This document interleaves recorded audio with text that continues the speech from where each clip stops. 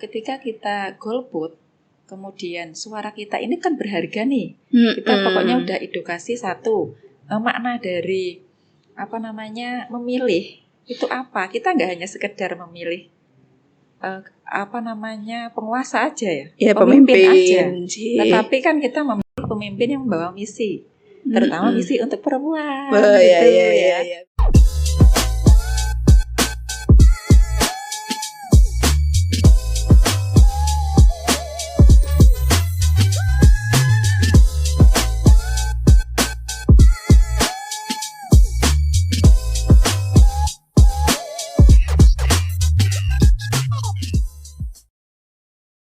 Assalamualaikum warahmatullahi wabarakatuh.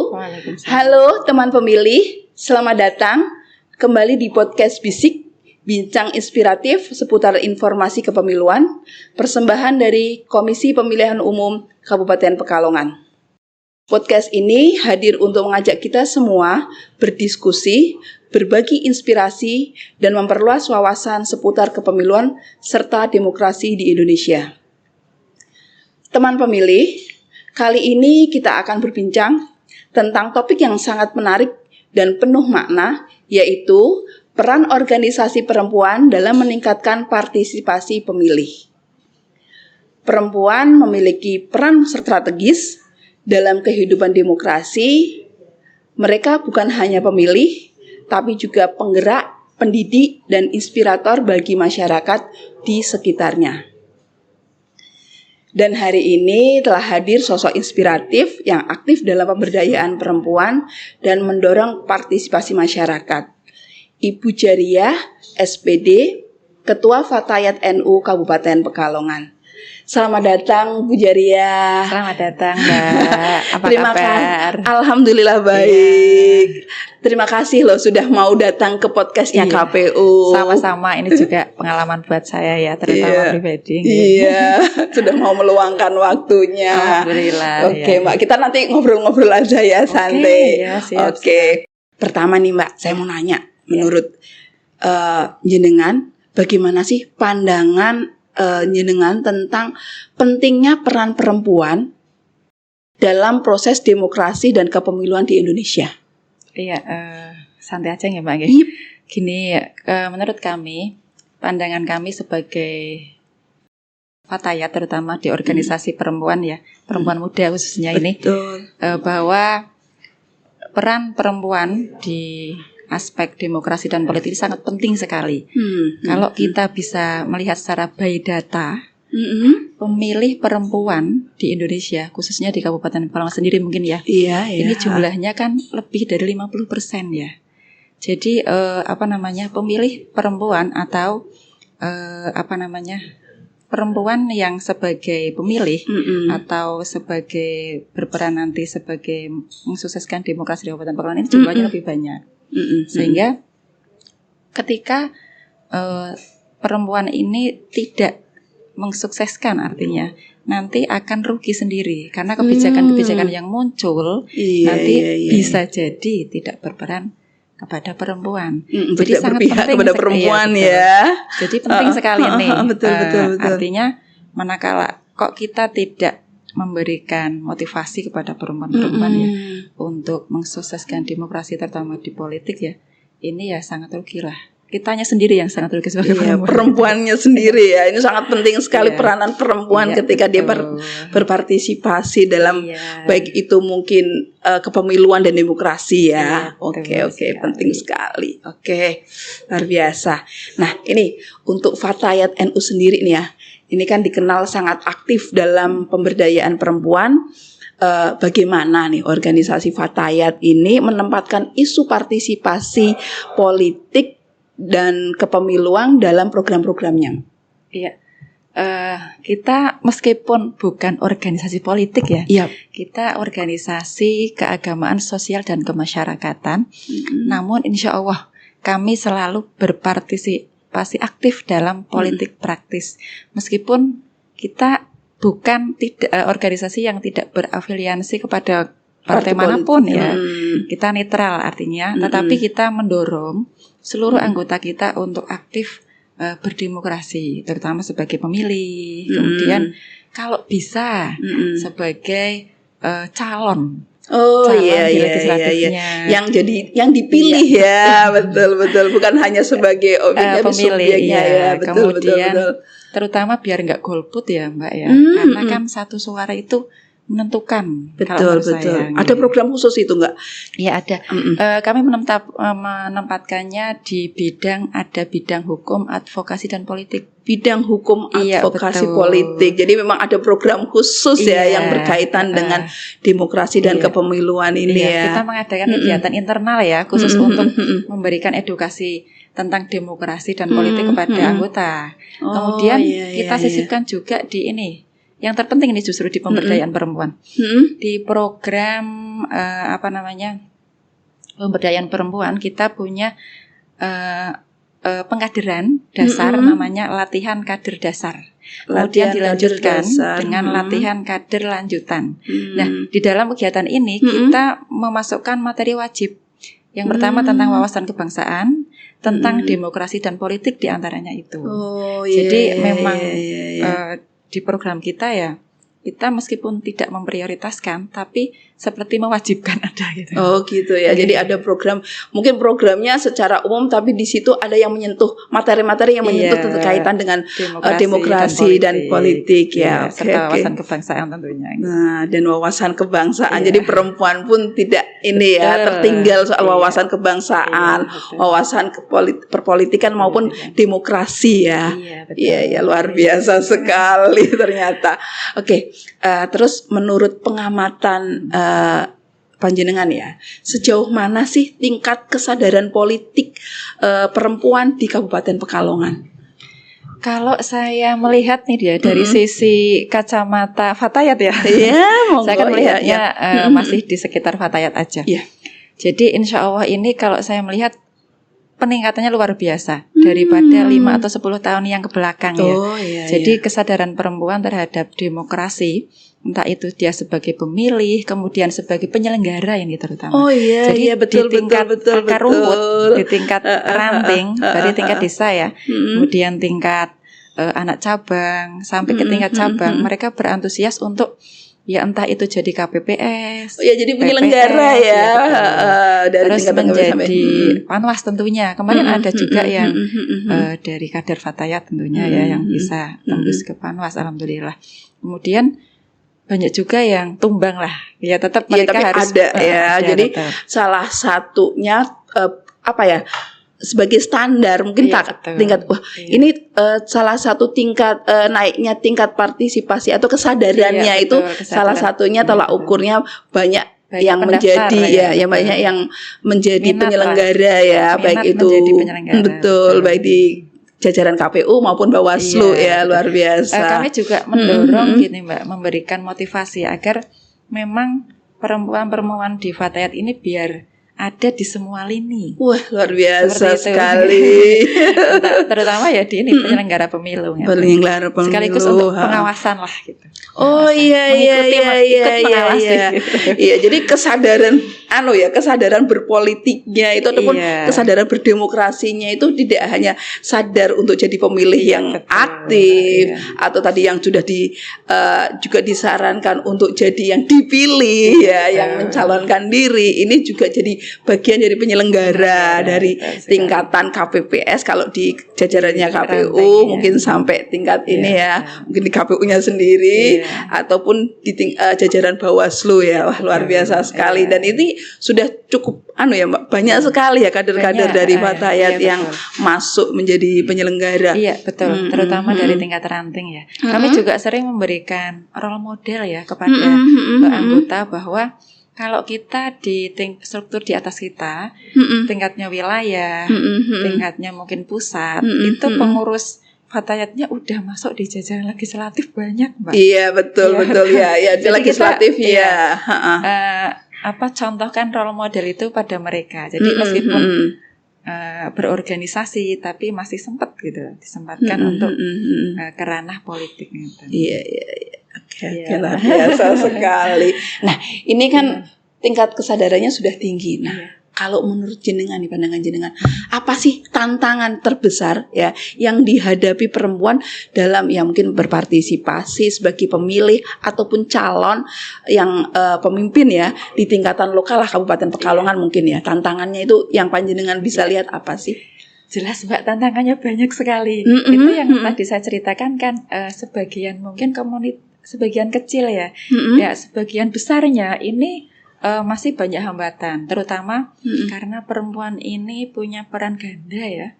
Satu peran domestik, yang satu peran publik tentunya ya. Peran domestik ini nggak bisa ditinggalkan ya, kayak seperti kita melekat gitu ya, nggak mungkin keluar rumah kalau di rumah belum beres gitu ya. Otaknya masih aduh itu pancinya. Jiwanya masih ya, betul. Raganya udah pergi ke organisasi gitu. Betul. Oh ya, itu salah satunya peran ganda ya. Ini mungkin yang menghambat itu juga karena harus bisa seimbang ini antara domestik dengan publiknya. Kemudian tentunya harus dengan izin ya, kalau perempuan betul. Mungkin yang belum suami ya izin keluarga betul. Kemudian mungkin ya tingkat kepedean kali ya.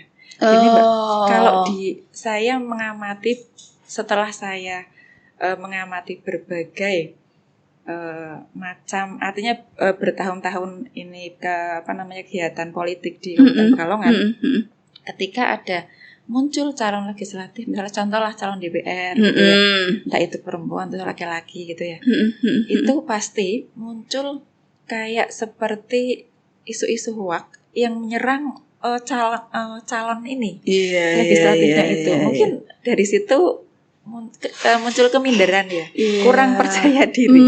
Nah kalau saya nyalon nanti saya di ini gitu. Jadi sudah ada pemikiran seperti itu. Kemudian budaya patriarki juga mungkin ya. Masih ya, padahal mungkin sudah agak ini ya, padahal selama ini kan perempuan sudah banyak menjadi, tapi masih budaya itu. Masih. Boleh loh Mbak, bisa sambil terima kasih ya.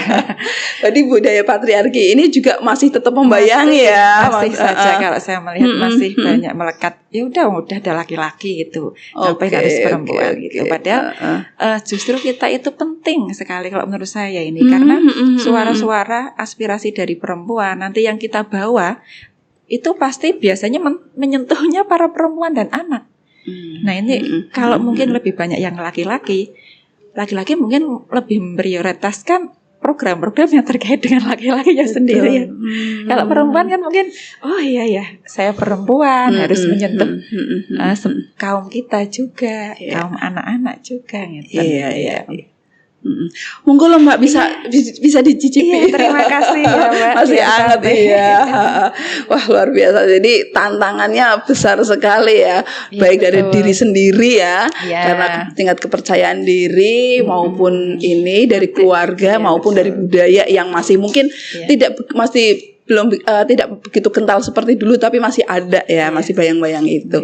Oke, kalau gitu strateginya ya, strategi yang Fatayat berikan dalam pendidikan politik bagi anggotanya ya, serta masyarakat perempuan itu seperti apa sih Mbak? Mungkin bisa dikasih tahu. Iya, terima kasih. Gini, untuk yang formalnya mungkin ya, untuk yang formalnya kita itu melaksanakan kegiatan di bidang hukum advokasi politik tentang bidang pendidikan hukum advokasi politik. Itu kita menyelenggarakan internal ya, khusus pengurus, kemudian sampai tingkat anak cabang itu kita berikan pendidikan tentang demokrasi dan politik tentunya. Kemudian kita juga sering digandeng KPU. Oh iya betul. Itu kegiatan sosialisasi tentang pemilu, tahapan pemilu. Berarti kalau kita ada kegiatan rutinan itu ya, itu KPU hadir di situ. Itu sering juga setiap kali kita mau. Iya, saya pernah jadi narsum juga sih. Betul. Nah, kemudian kita juga dalam ini kegiatan tadi yang seperti LKD itu juga kita di situ mengambil narasumber yang sudah berkompeten ya di bidang demokrasi politik itu. Sehingga kemudian gini, untuk biasanya yang lebih tepat sasaran itu malah kita di akar rumput ya, di ranting ya. Kan di ranting ada jamiahnya yang memang jamaahnya itu rutin setiap minggu itu mengadakan kegiatan. Nah, di situ kita terutama lewat bidang dakwah kita, misalnya kan ngisi nih di rantai, di anak cabang gitu ya, kita selipkan paling enggak kita nggak golput gitu ya Mbak. Wah, iya betul itu. Selain kita melaksanakan tugas sebagai warga negara ya, melaksanakan kewajiban kita sebagai pemilih, artinya kita nanti kegiatan pemilu ini sebagai wasilah ya, wasilah itu sarana ya, kita untuk kemaslahatan umat terutama, memberikan aspirasi, yaitu tentang perempuan, bagaimana mungkin mengatasi KDRT dan sebagainya, mengatasi kekerasan perempuan, itu kan harus disuarakan Mbak. Wah, kalau kita diam aja, perempuan harus berani bicara gitu, ngomong. Kadang kalau kita melihat kekerasan aja, kadang takut ya. Mendingan diam aja daripada ngomong nanti aku malah kena. Tapi kita berusaha ya ngomong, ayo laporkan, paling enggak melapor gitu kalau enggak berani. Itu pendidikan yang secara non formal ya kita berikan di jamiah-jamiah di Ranting. Luar biasa sekali ya. Kandungannya Mbak, mudah-mudahan ya bisa berkhidmat lah di NU ya. Iya, luar biasa ya. Nah, tadi kan sempat disinggung nih kalau juga gandeng KPU nih ya, salah satunya pada waktu ini ada nggak sih kerjasama atau kegiatan yang bersama ya antara Fatayat dengan KPU dalam hal sosialisasi ataupun pendidikan pemilih itu sih Mbak? Itu malah ada di anak cabang ya. Jadi dari yang di kecamatan namanya apa ya Mbak? PPK ya. PPK-nya itu memberikan sosialisasi. Itu pasti ada desa pun Jadi cara memilih nanti entah itu kartu suaranya ya dibawa sekalian untuk demo. Contoh ini nanti calonnya namanya. Pasti itu ada. Karena dengan kartu pemilih yang selebar itu, kalau masyarakat tidak diedukasi nanti cara bukanya, nekuknya itu lama ditobongnya itu. Iya lama. betul. Pasti ada itu. Jadi selama ini kerjasamanya udah berjalan dengan baik ya setiap tingkatan ya, baik KPU. Di tingkatan berarti kan matur sama ketua rantingnya, ketua cabangnya. Oke, kita selalu memberikan waktu lah. Iya. Untuk itu kan juga tugas kita ya. Terima kasih sudah bekerja sama. Sama-sama membantu KPU ya. Ternyata sudah berjalan dengan baik di setiap tingkatannya betul. Udah lama ya. Iya, oke. Terus gini Mbak, menurut jenengan ya, bagaimana organisasi perempuan dapat membantu mengurangi golput ataupun khususnya ini golput biar nggak ada kalau bisa nggak ada golput khususnya untuk kaum perempuan ini gimana ini? Ya itu tadi melalui sarana di ranting masing-masing di jamiah kita berikan edukasi itu yang penting nggak golput. Artinya gini, ketika kita golput kemudian suara kita ini kan berharga nih. Kita pokoknya udah edukasi satu makna dari memilih itu apa? Kita nggak hanya sekedar memilih penguasa aja ya, pemimpin aja. Tetapi kan kita memilih pemimpin yang membawa misi, terutama misi untuk perempuan. Iya. Berarti kita, lebih sadar nih lihat program. Kita sadarkan. Coba kalau nggak ada yang memilih calon yang mengusung tentang misi perempuan, terus gimana kita nanti nasibnya? Itu kita sadarkan seperti itu. Betul. Ya kita selain itu juga tadi ketika ada KPPS datir ke jamiah, kita tolonglah diedukasi Bu Ibu. Artinya kesadaran untuk tidak golputnya ini lebih tinggi lagi. Tapi kayaknya kalau perempuan ini banyak enggak golputnya deh. Ya, lebih malah sudah sadar ya. Udah banyak sadarnya karena mungkin sudah terlalu banyak pendidikan itu ya, pendidikan demokrasi dari setiap tingkatan. Pesta demokrasi itu sebuah momentum yang menyenangkan. Pagi-pagi udah mandi nih. Dan datang ke TPS. Kalau melihat antusias bapak-bapak kan nggak seperti itu, nanti aja lah siang-siangan. Kadang mereka yang udah kerja kan untuk meninggalkan juga ini ya. Kemudian ini kita edukasi juga ya tentang money politik ya mungkin kita ya pilihlah pokoknya yang sesuai dengan hati nurani kita, membawa misi tentang perempuan. Kelak ketika ada calon-calon pimpinan kita yang menawarkan hanya sekedar money politik 1 lembar uang, tapi nanti iya betul, kita edukasi di jamaah-jamaah seperti itu ketika menjelang tentunya pemilihan. Iya, luar biasa ya, dari kesadaran perempuannya malah sudah tinggi ya. Insya Allah sampai akar rumput ya. Terus gini, perempuan kan seringkali dianggap kurang tertarik dengan politik. Bagaimana caranya Fatayat mengubah persepsi tersebut agar perempuan lebih percaya diri dan memiliki rasa mau berperan dalam demokrasi? Iya betul, ini budaya namanya Mbak? Patriarki. Patriarki, terus satunya lagi yang memang cuek terhadap hal politik ini. Ini kita gini ya, memang masih banyak. Artinya ngapain sih kita melakukan politik gitu kan, udah ada yang mikir gitu kan. Hal seperti itu udah masih ada. Cuma kita khususnya ke pimpinannya. Misalnya di anak cabang, kemudian sampai anak ranting gitu. Kalau mereka itu sudah terbiasa demokrasi di proses seperti rapat anggota pemilihan ketua di ranting kemudian sampai anak cabang ke cabang. Nah, kegiatan demokrasi ini memang kita berikan pembelajarannya gini. Kalau kita di Fatayat itu ada kegiatan konferensi, selain memilih ketua kan menyusun program kerja 5 tahun nih. Nah, kita sadarkan ini juga sama ketika memilih pimpinan, mereka membawa program-program. Iya, betul. Itu kalau salah milih yang tadi saya sampaikan itu salah juga nanti programnya yang akan kemudian ya kita mulai menyadarkan bahwa ini adalah ibadah ya, karena dengan kita memilih memberikan suara kita, artinya kita sudah taat kepada pemerintah itu. Taat kepada pemerintah kan sebagian dari iman juga ini. Seperti itu. Wah.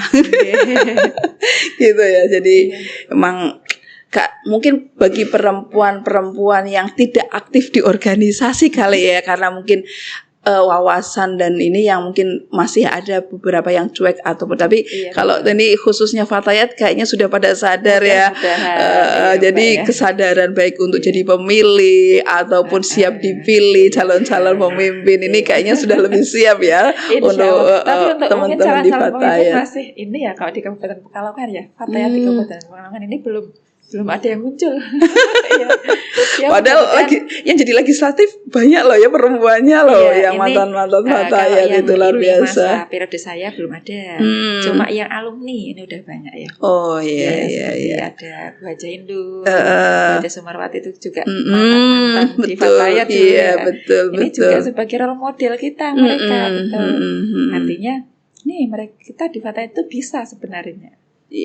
Sampai ke ranah legislatif ini. Oke. Nah, nih adakah contoh kegiatan nyata yang pernah dilakukan organisasi Fatayat untuk mendorong partisipasi tadi itu ya, yang sampai ke akar rumput itu Mbak ya, mungkin itu berarti contohnya ya. Contoh kegiatan realnya itu kita menggandeng KPU atau KPU menggandeng kita. Oh iya, sama-sama ya, kerjasama itu ya, jadi saling menggandeng. Artinya ya menyadarkan biar nggak golput, pokoknya hadir di tanggal ini. Iya, mengingatkan. Sama itu tadi memberikan cara-cara memilih, tahapannya juga apakah sudah terdaftar. Oh iya, betul ya.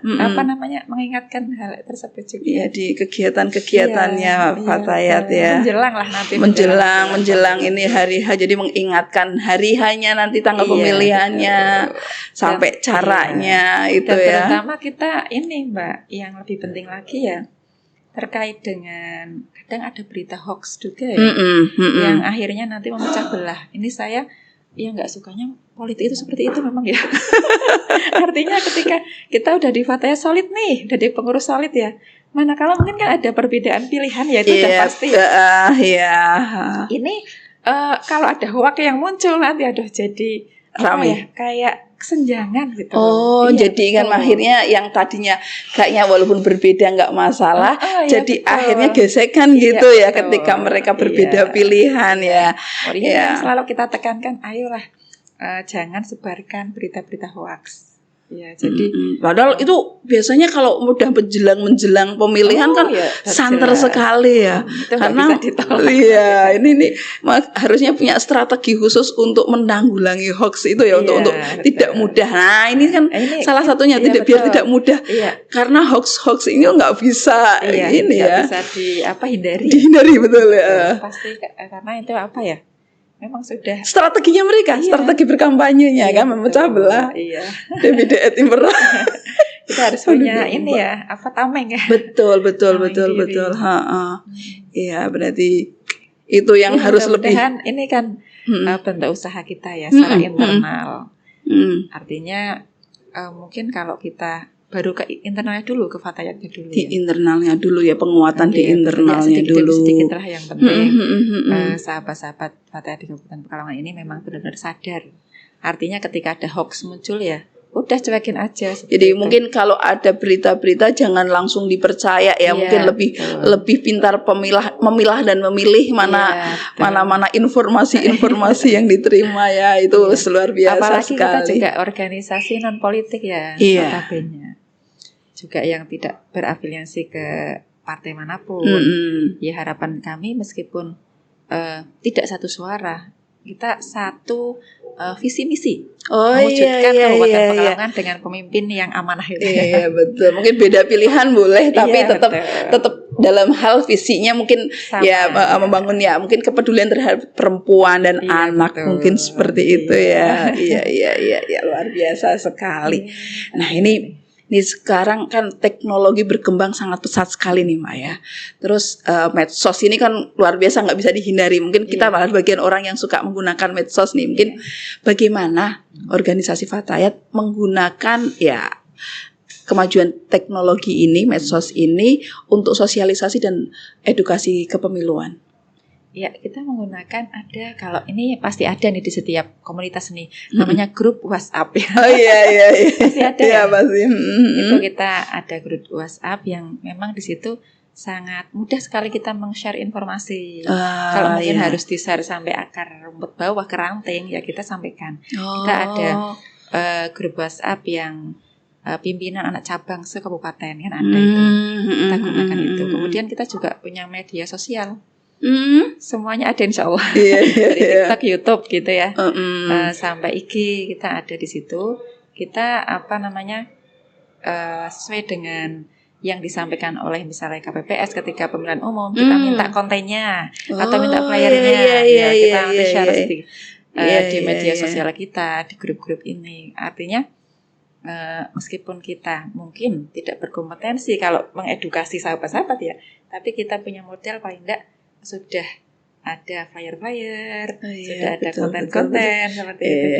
Jadi pemanfaatan teknologi dan medsos ini sudah digunakan secara maksimal ya, untuk khususnya pendidikan politik ataupun demokrasi dan kepemiluan ini ya. Sebenarnya juga kita ini yang belum tercapai ini mungkin tentang ini ya, jurnalis ya, kita ketika memposting biar ini tentang bahasanya, tentang narasinya mungkin ya biar pas gitu. Ini juga perlu kita pelajari. Biar sahabat-sahabat ini ketika memposting itu kegiatan-kegiatan Fatayat atau mungkin kegiatan Fatayat yang jejaring dengan stakeholder lainnya ini narasinya biar pas, ini yang mungkin PR saya. Tapi sudah luar biasa sekali ya. Ternyata walaupun perempuan, khususnya Fatayat sebagai organisasi perempuan juga tidak mau ketinggalan dengan kemajuan teknologi dan pemanfaatan teknologi digitalisasi dan medsos yang sudah berkembang nih ya. Jadi biar nggak ketinggalan baik wawasan maupun ini memang nggak boleh ketinggalan. Apapun diposting gitu. Iya. Dan apapun pasti diposting ini. Apa ini? Luar biasa penyebar luasan informasinya kan. Jadi lebih luas ya, sampai ke ranting-ranting dengan waktu yang lebih singkat. Oke. Terus ini Kalau menurut panjenengan ya, ini pandangan panjenengan tentang pentingnya pendidikan politik sejak dini, terutama bagi remaja putri. Ya, penting sekali itu.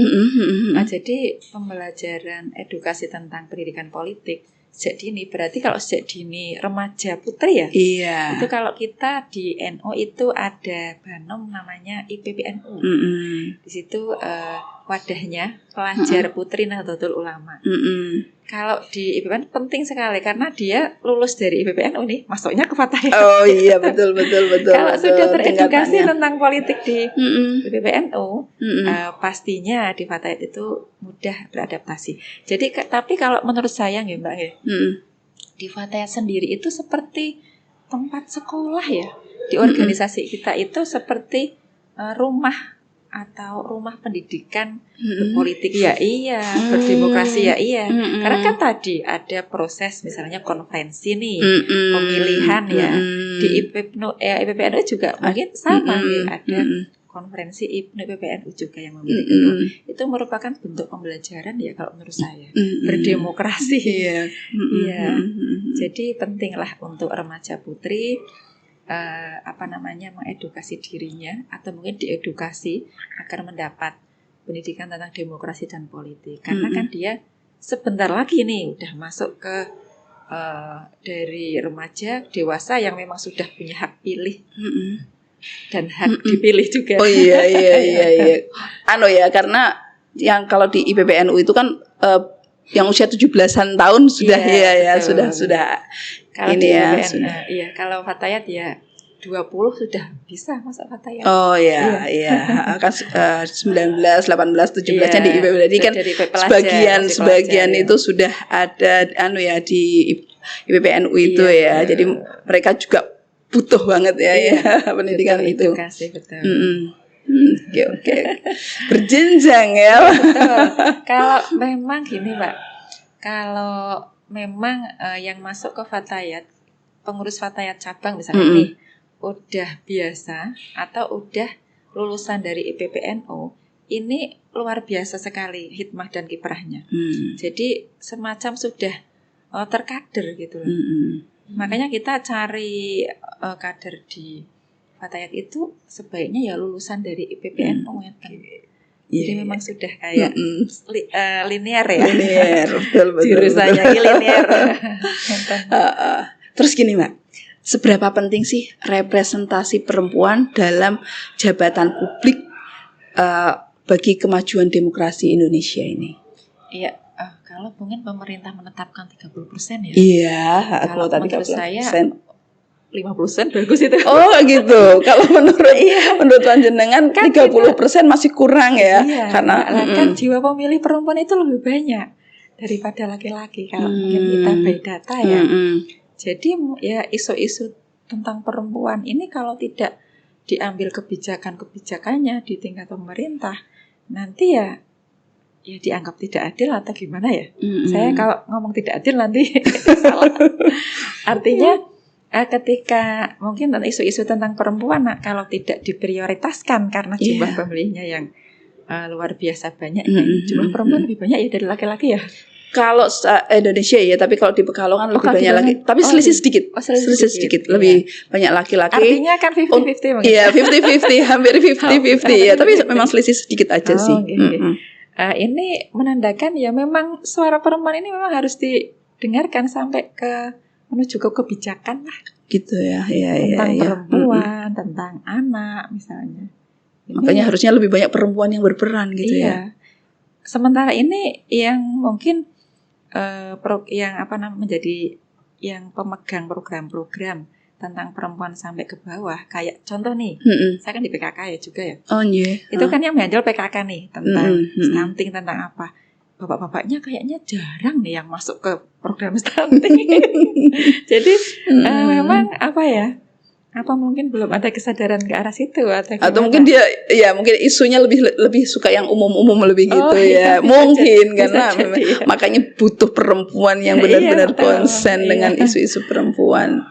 Berarti penting banget ya. Kalau isu perempuan pasti yang menangani di situ, kalau saya lihat, saya amati ya semuanya perempuan. Iya, yang konsen pasti perempuan. Jadi penting sekali ya perempuan itu berperan di situ ya. Iya. Ini calon pemimpin perempuan ini jangan. Terus gini, bagaimana peran organisasi perempuan sebagai penggerak akar rumput dalam memastikan partisipasi pemilih meningkat, Mak? Ini bagaimana? Berarti untuk ini ya, mengurangi golput itu ya? Peranannya. Kita seperti yang tadi saya sampaikan, itu di jamiah di ranting ya. Di ranting itu ada pimpinan ranting yang memang kalau saya amati itu setiap minggu pasti ada pertemuan di situ. Ada pertemuan, ada kegiatan, dan mereka itu cenderung memang ibu-ibu yang teraktif di kampungnya, yang dari Fatayat itu. Ibu-ibu yang teraktif di kampungnya, mereka mungkin sebagai kader PKK, kader Posyandu, ya juga kader Fatayat. Nah, saya yakin ibu-ibu ini punya andil yang cukup besar ya ketika menjelang pemilu ini. Memang karena sudah disosialisasikan dari tingkat cabang, kemudian kena cabang, di rantingnya pun insya Allah mungkin sekaligus ada gandengan dari KPPS di ranting untuk sosialisasi PPS di ranting ini, insya Allah sosialisasi anti golput ini ya sampai ke akar ranting, sampai ke ranting, ke anak ranting juga. Luar biasa, sampai ke akar rumput ya, semua ke jamiahnya ya. Informasi tersampaikan karena perannya itu ya luar biasa. Nah, nih apakah ada pesan khusus bagi ya terutama mungkin kader-kader atau mungkin sebutannya sahabat Fatayat ya di Kabupaten Pekalongan. Mungkin Mbak silahkan kalau ada pesan khusus ini. Ya, khusus sahabat-sahabat, saya sering menyampaikan ya bahwa kita itu selain sebagai warga negara tentunya ya harus menunaikan kewajiban kita sebagai pemilih gitu ya. Terus mengajaklah keluarga untuk sebagai pemilih yang bijak gitu ya. Kemudian ketika memilih ya pilihlah pemimpin yang amanah, yang membawa aspirasi kebijakan-kebijakan yang ranahnya mungkin lebih ke perempuan gitu. Kalau bisa mari bersama-sama kita sengkuyung ya, kader perempuan di NU terutama ini ya, yang bisa duduk di kursi legislatif seperti itu. Kemudian ya pesan juga buat KPU ya, mari bersama-sama kita saling bergandengan gitu. Untuk mensukseskan nanti pemilu 2029 ya. Ini kan ini persiapan untuk 2029. Meskipun masih lama ya. Tapi kalau kita memang persiapannya dari dini, ini insya Allah nanti untuk seperti hal golput, kemudian pemilu yang mungkin kurang sehat ya, katakanlah money politik lah kayak itu yang tadi yang saya sampaikan, ini bisa diminimalisir di tingkat kita memang sampaikan ke sahabat-sahabat, pilih pimpinan yang amanah, artinya kalau bisa diusahakan semaksimal mungkin menolak money politik. Semoga nanti tahun 2029 kalau udah dimulai dari Fatayat sekarang ini nih ya menuju 29 nanti pas di 29 ya. Terutama ini berarti yang Fatayat anti money politik. Insya Allah Mbak, mudah-mudahan ini kan yang namanya juga usaha ya. Batin mengedukasi sahabat-sahabat yang bisa ditularkan ke saudara-saudara keluarga di rumah ya tentunya. Luar biasa. Ini pertanyaan terakhir nih. Apa nih harapannya panjenengan terhadap peran KPU nih ya? Terus kepada masyarakat juga dan seluruh elemen bangsa dalam menciptakan pemilu yang partisipatif dan berkeadilan gender. Iya, gini, khusus untuk KPU ini berarti betul. Mudah-mudahan kalau KPU saya melihat udah profesional sih. Turun ya mungkin ada yang perlu ditingkatkan. Iya, mungkin tentang transparansinya ya. Artinya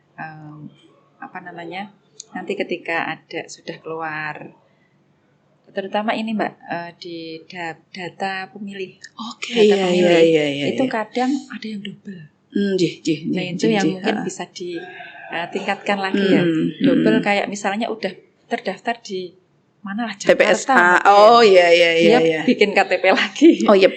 Itu biasa saya melihat kok ada double data gitu. Kalau satu kampung mungkin enggak. Tapi bisa di lain kota ya. Oke, ya. Mungkin hal-hal seperti itu mungkin ya. Kemudian ya tetap mengadakan sosialisasi program sudah berjalan aja, ditingkatkan lagi, digandeng stakeholder yang mungkin punya jamaah gitu ya, sehingga mudah ini untuk sosialisasi tentang pemilu ya aja. Udah bagus insyaallah. Kalau untuk masyarakat, untuk masyarakat Kabupaten Pekalongan sama mungkin hampir sama pesannya seperti di Fatayat ya. Pilihlah pemimpin yang amanah. Yuk kita tolaklah money politik itu ya. Kemudian betul. Ini menjelang pemilu ini terutama tadi yang sudah saya singgung di awal ya tentang konten-konten hoax itu. Coba kita tidak usah menyebarkan lah. Kalau kita nggak menangkal mungkin mengomentari nggak berani ya udah, tapi tidak menyebarkan gitu aja. Oh iya. Jadi cukup sampai di kita udah selesai gitu ya, jangan diteruskan lagi. Hapus saja. Iya. Mungkin untuk stakeholder ataupun pemerintah dan sebagainya, harapannya kali untuk mungkin menjelang nanti untuk menjelang pemilu ya mudah-mudahan untuk ke depan pemerintah ini bisa lebih lebih nyaman kita untuk menyelenggarakan pemilu karena ketika menjelang pemilu itu biasanya masyarakat udah panas dulu 2 tahun sebelumnya ini udah terasa panas ya gitu ya, suhunya udah meningkat. Saya berharap dari pemerintah bisa mengademkan lah intinya gitu dengan cara mungkin sosialisasi atau zaman sekarang udah bikin konten-konten tentang sebenarnya yang di atas itu adem. Nah ini yang di bawah ini yang di akar rumput biar ikut adem. Iya. Oke, luar biasa sekali. Wah, seneng sekali nih Mbak. Tapi kita sudah dibatasi waktu, tapi yang jelas seneng banget bisa ngobrol di sini, berbagi informasi ya. Ya mungkin menginspirasi nanti. Saya juga terima kasih ya atas undangannya, ini juga sebuah pembelajaran untuk saya terutama untuk pendidikan politik karena saya juga masih minim sekali untuk pendidikan demokrasi dan politiknya. Kita barenglah belajar bersama-sama. Oke. Terima kasih. Sama-sama matur nuwun. Jadi teman pemilih, luar biasa sekali perbincangan kita hari ini dari Ibu Ketua Fatayat NU Kabupaten Pekalongan. Kita belajar bahwa perempuan bukan hanya pelengkap dalam demokrasi, tetapi juga penggerak utama perubahan. Partisipasi perempuan dalam pemilu tidak hanya soal hak suara, tetapi juga tentang kontribusi nyata dalam menentukan arah kebijakan publik dan masa depan bangsa. Terima kasih banyak kepada narasumber kita ya, dan atas waktu dan inspirasinya. Sama-sama. Semoga apa yang dibagikan hari ini dapat menjadi penyemangat bagi seluruh perempuan di Kabupaten Pekalongan untuk turut serta aktif dalam pesta demokrasi mendatang. Baiklah teman pemilih, sampai di sini dulu episode kita kali ini. Terima kasih kepada teman pemilih yang telah mengikuti hingga akhir. Jangan lupa untuk terus ikuti episode berikutnya di podcast Bisik, bincang inspiratif seputar informasi kepemiluan. Karena akan ada banyak tema menarik seputar demokrasi dan kepemiluan. Saya Lailatul Izzah pamit undur diri. Podcast Bisik menginspirasi dan mendidik untuk demokrasi yang lebih baik. Wassalamualaikum warahmatullahi wabarakatuh. Waalaikumsalam.